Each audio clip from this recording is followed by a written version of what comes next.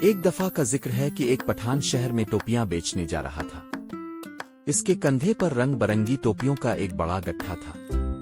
دھوپ اور لمبے سفر کی وجہ سے وہ بہت تھک گیا۔ راستے میں ایک بڑے گھنے درخت کے نیچے پہنچا تو اس نے سوچا کہ ذرا آرام کر لیا جائے۔ وہ ٹوپیوں کا گٹھا اپنے پاس رکھ کر ٹھنڈی چھاؤں میں بیٹھ گیا اور تھوڑی ہی دیر میں سو گیا۔ اسی درخت پر کچھ شرارتی بندر رہتے تھے۔ انہوں نے آہستہ آہستہ نیچے آ کر ساری ٹوپیاں اٹھا لیں اور اوپر ٹہنیوں پر جا بیٹھے۔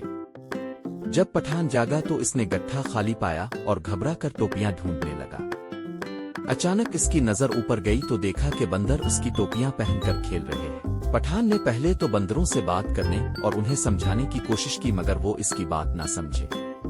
وہ دیر تک سوچتا رہا کہ آخر ٹوپیاں واپس کیسے لی جائیں۔ اچانک ایک ترکیب اس کے ذہن میں آئی۔ اس نے اپنے سر سے ٹوپی اتاری اور زمین پر پھینک دی۔ بندروں نے اس کی حرکت دیکھی تو فوراً اس کی نقل کی اور اپنی ٹوپی اتار کر نیچے پھینک دی۔ پٹھان نے فوراً ساری ٹوپیاں اکٹھی کی، گٹھا کندھے پر رکھا اور خوشی خوشی اپنے سفر پر روانہ ہو گیا۔